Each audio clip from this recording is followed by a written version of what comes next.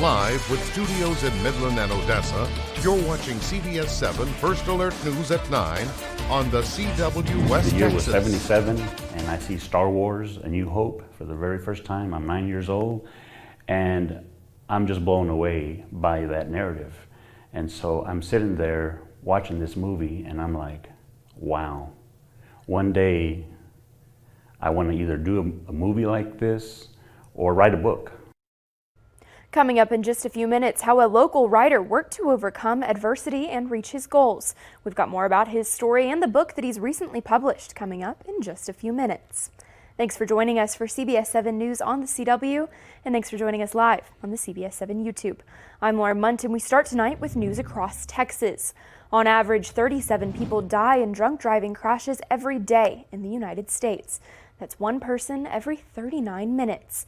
Texas House Bill 393, also known as Bentley's Law, now requires convicted drunk drivers to pay up to 18 years of child support if they kill a parent in a drunk driving accident. Bentley's Law was introduced in Tennessee back in 2021 after Cecilia Williams' son, daughter-in-law, and 4-month-old grandchild were killed by a drunk driver. Bentley's Law has been introduced in more than 20 states, and Texas is now the 4th state to pass that law. If the driver is convicted of manslaughter, that driver will have to pay for child support until the child turns 18. At some point, somebody has to show people what you did. I made this bill because I want to change. The whole world now knows my family, and they know every single beautiful victim who should be here today and should have not died. After the loss of their parents, Williams is taking care of her 3 grandkids. For Bentley's Law, the court will take into consideration the driver's income, the number of kids involved, and the financial needs of the children. And in your election news, Representative Brooks Landgraf has taken to Facebook to deny claims that he is endorsing Brandon Pugh for precinct chair. Landgraf says he does not and will not endorse Pugh, despite recent paid political advertisements by Pugh claiming Landgraf's endorsement. On Facebook, Landgraf wrote, quote, "His unauthorized use of my name in his ad has understandably confused voters by appearing to some voters to imply my endorsement or support. Additionally, there are important facts that he omitted from his text message. Brandon Pugh actively and enthusiastically supported my most recent opponents and was even on one's payroll. I grew up in precinct 202 and went to elementary school there. I don't want the Republican voters in my old neighborhood to be misled by this spam text." End quote. Early voting for the March primary starts tomorrow and ends on March 1st. That's next Friday. The primary election is March 5th. Whether you vote early or on March 5th, you'll need an ID and you'll need to say which party primary you want to vote in. And this week, CBS7's Mary Kate Hamilton will be hosting a debate between the candidates for Midland County Sheriff live on PBS at 7 p.m. on Thursday. And if you missed that, the debate will re-air on KWWT My 30 next week. Overnight news now. Shortly after midnight, crews from the Midland Fire and Police Departments were dispatched to reports of an apartment on fire at the Ranchland Apartments on East Wadley Avenue. Firefighters and police officers worked to evacuate residents from the building on fire, as well as neighboring buildings. While other crews worked to douse the flames, a total of 6 engines responded to the blaze, and firefighters worked for 3.5 hours to completely extinguish the fire. 1 person was injured and 8 apartment units were impacted. 22 residents were displaced as a result of the fire, and the American Red Cross assisted in finding housing for the displaced residents. The Midland Fire Department says that the fire appears to have started with an individual cooking. However, it is still under investigation. We're going to talk your weather forecast now. Tom, a warm start to the week. Are we going to see some more warm temperatures? Yes, 80s are on the way here over the next couple of days. We got a good jump start this afternoon. Let's take a look at the high temperatures for today. Not record highs, but hot enough out there, I should say, by February standards, into the mid to upper 70s in many locations. 80 in Dryden, 86 down towards Rio Grande Village were the hot spots today. As I take a look at the current temperatures, we are seeing those readings into the lower 60s to upper 50s, so cooling off quite a bit. Not a lot of humidity out there, so that's why we're seeing some wide range in these temperatures and a touch of breeze, but for the most part, things are pretty quiet, but more wind is on the way. and a little more heat. In fact, we'll be into the 80s coming up tomorrow afternoon, running about 20 degrees above where we should be this time of the year. Thank you, Tom. Happening this week, Ray Alana's 20th sale. The founder of Ray Alana's, Natalie Nolan, started this event so that West Texans can get baby clothes, toys, or basic necessities, all at an affordable price. Back in 2015, Nolan had the idea to start an event where parents can shop for clothes for their kids. Ray Alana's consigning agreement allows people to donate the clothes that they don't need, then get 65 to 75% of the earnings from that sale. Nolan says this is an event that continues to grow every year. It definitely is a need. I think that kids are growing out of their clothes, their toys, their shoes so quickly, and families need something to do with it. And so when they're able to sell by consigning with Ray Alana's, they're able to make money and then come and shop affordably for the next season. Apart from selling affordable clothes, they also help out children in the foster care system by allowing them to shop when nobody's around and pick out whatever they want. And take a look at this. A 10th grader at the Odessa Compass Academy has been selected as a Texas Crime Stoppers Student Ambassador for 2024 through 2026. His name is Aaron Daniels, and he went through a lengthy application and in-person interview process before being selected. Several of the interviewers commented on Aaron's speaking skills, enthusiasm, leadership skills, and professionalism, as well as his desire to advance the Student Crime Stoppers program not only in his community, but across the state of Texas. And today, Jesus House in Odessa was visited by local hairdressers who offered free haircuts to those experiencing homelessness. The initiative stemmed from an encounter between a volunteer and a person at Jesus House who was in need of a haircut but missed hope for the homeless, a once a month free haircut service. The volunteer Casey Vickers works at Southern Lux and saw an opportunity to extend a helping hand beyond the confines of the typical schedule. Instead of on inside of the kitchen, I would bring servicing to outside of the kitchen. There's a lot of girls at the salon that have a giving heart. The 4 volunteer hairdressers provided around 15 to 20 haircuts in just under 2 hours to those in need in the community. And you too can help at Jesus House. Opportunities for volunteering range from offering haircuts to assisting in the kitchen or lending a hand with cleaning tasks and beyond. And from start to finish, 16 years, or as Sam Rodriguez would say, it took all of 56 years of his life to write this book. Sam Rodriguez found his love for storytelling at the age of 9 through movies. After watching the first Star Wars film, he knew at some point in his life that he would write a book or movie, and it wasn't until he saw The Lord of the Rings that he knew it would be in a fantasy world. In 2007, the book got its first words, but still working his day job with First Basin Credit Union, he struggled to find the time and would end up putting the book down for months at a time. And then I'd watch a movie, I'd hear a song, or I'd read a book, or there was something that happened in life that inspired me to say, go back to it, finish it. And so I would. Finally, in 2023, Sam achieved his lifelong goal of becoming a published author. His novel is set in a different universe and follows a group of misfits who are sent to another country to curb the approaching war. And in your oil and gas news, President's Day weekend is here, and many are on the roads returning home from the long weekend. It's a soft launch for the spring and summer travel seasons ahead, but you might notice as you fill up your car that gas prices are higher than they were even a week ago. Gloria Pazmino is with us to explain why this is and why experts say you should never be paying retail price at the pump. If you feel like you're paying more to fill up your cart lately, you're not imagining it. Gas prices have begun their annual seasonal increase as winter winds down. We tend to see it right around Valentine's Day, President's Day. That's really when gas prices tend to start rising more noticeably. Patrick DeHaan is head of petroleum analysis at Gas Buddy, and he says this is the time of year that Americans start to see that rise at the pump and feel a pinch in their wallets. Refineries start doing maintenance to prepare for the summer driving season. That maintenance sees shutdowns, less gasoline being produced, and also a switch over to summer gasoline, which will start here in just a week or two across much of the country. According to AAA, the national average for gas is $3.28 a gallon, up 11 cents in the last week alone. For now, DeHaan says that's well within the normal range of about 35 to 85 cents a gallon from winter to spring peak, which tops out around Memorial Day weekend. But refinery outages due to cold weather and electrical issues in the last several weeks could push prices up even higher. But here's some good news. There are lots of ways to save at the pump. A lot of stations have loyalty programs out now that will give you a discount just for putting in your information. There can be credit cards with rebates and rewards for using their card at a pump.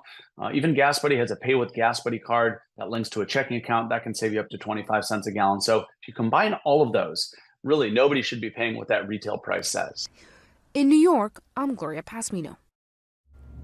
In your political news, Ukraine is running low on weapons and munitions as it defends its country from the Russian invasion. One reason for the lack of supplies, Congress's inability to pass an aid package. And this comes as the Kremlin recently overtook a key city in Donetsk from Ukraine. John Loring reports. President Joe Biden says the U.S. can't turn its back on Ukraine and its war against Russia. And the idea that now, when they're running out of ammunition, we walk away, I find it absurd. I find it unethical. The Senate passed a $95 billion foreign aid bill last week, with $60 billion earmarked for Ukraine.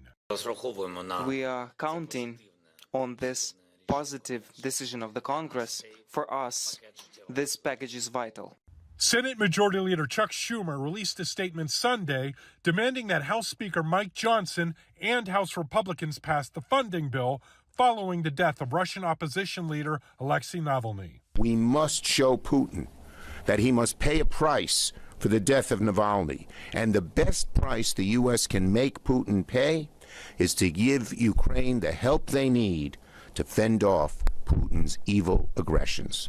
Johnson and others in the GOP have issues with the bill, saying it lacks provisions for migrants trying to enter the U.S. The number one national security issue facing America today is our insecure, unsafe, and wide open southern border.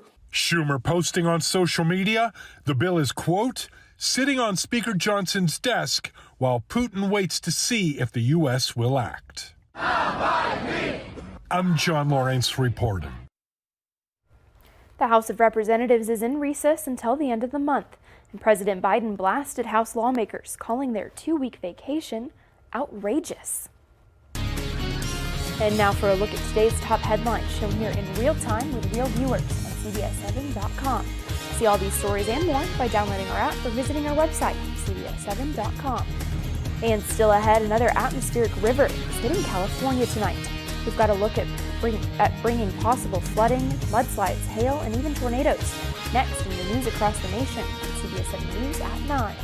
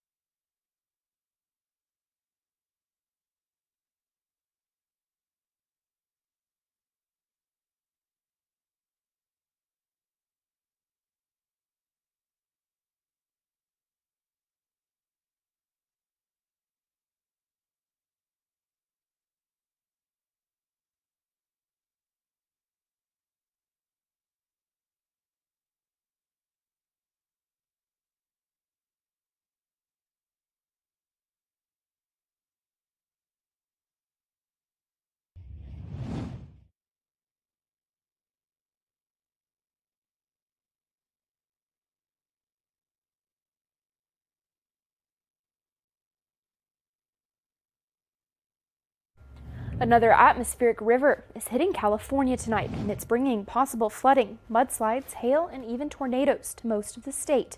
CBS News correspondent Dina Demetrius reports from Los Angeles. This creek in Santa Barbara County is now a raging river after intense rains, flooding a bike path and tearing away some pavement. We're counting in the 6 to 7 inches of rain up in the foothills at this point. So all that water has to come downstream. That means into the city of Santa Barbara, where sandbags and barricades are protecting properties.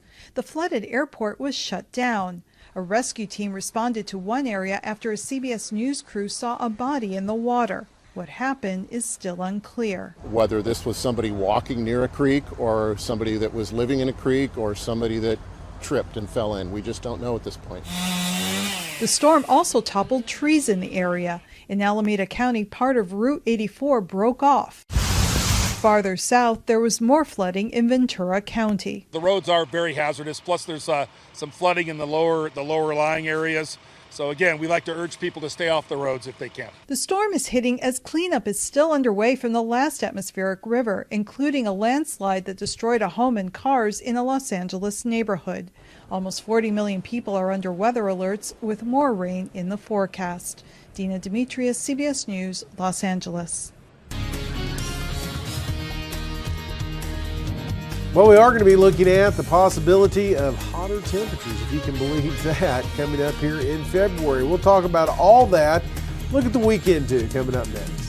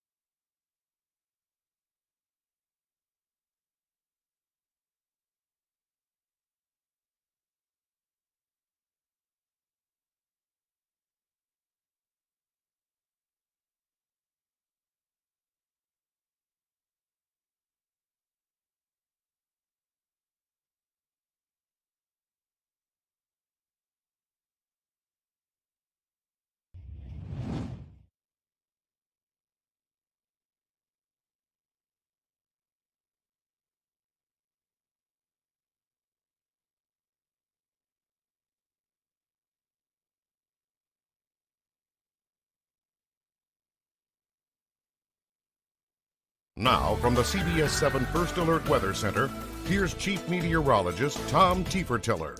Well, enjoying a nice evening after a great afternoon of some nice temperatures, but here's what we're looking at this evening. A little on the cool side, but not too bad, but already dropping down into the upper 40s across the Davis Mountains here at Fort Davis, Marfa on the plateau at 44 degrees and 50 up towards Hobbs. Everybody else not all that bad. Big ridge of high pressure, though, is going to continue to control our weather here over the next couple of days. But what's interesting about this is we have some very strong winds in the upper levels, being indicated by this purple color here showing up in the upper levels. Well, that is going to kind of make its way down to ground level. And as that happens, it's going to move up and over the mountains. It's going to be a westerly wind. So that's going to heat things up quite a bit across the area, and we're going to see temperatures into the 80s. Then all that comes to an end is this storm system is making its way onshore across northern California. Swings a cool front through our area. and that's going to happen coming up later this week. Across the state of Texas, though, wrapping up a nice day where we had some great temperatures statewide into the 60s and 70s. Hard pressed to find any place in the state of Texas where it wasn't comfortable this afternoon. Now the winds are going to come back into our forecast. We'll have a little bit of breeze to start your day tomorrow, but overall though, we are going to be looking at the strongest winds holding off until Wednesday, especially west of the Pecos River, where we'll see some strong winds from southeast of Mexico back into portions of the Trans-Pecos and into the mountain areas. Gusts up to 40 miles an hour, a possibility. Gusts in Alpine, gusts to 37 in Fort Stockton. That combined with low humidity levels is going to lead to increased fire danger concerns, critical to extreme fire danger in those yellow shaded areas coming up for the daytime hours on Wednesday. So hold off on any outdoor burning. Rest of tonight, again, things look quiet out there, and we'll see temperatures settle into the lower 40s to wake up to. But due to dry conditions and that west to southwest wind, things will warm up quite a bit into the low 80s to mid 80s tomorrow afternoon, maybe a little bit hotter on Wednesday. But it's all before that cold front arrives on Thursday with a big dose of wind in our forecast, but also some cooler temperatures that'll lead the way to a great weekend Saturday and Sunday. An American murder suspect is on trial in Germany. We've got the details on that case as we track crime across the globe. Next on CBS7 News at 9.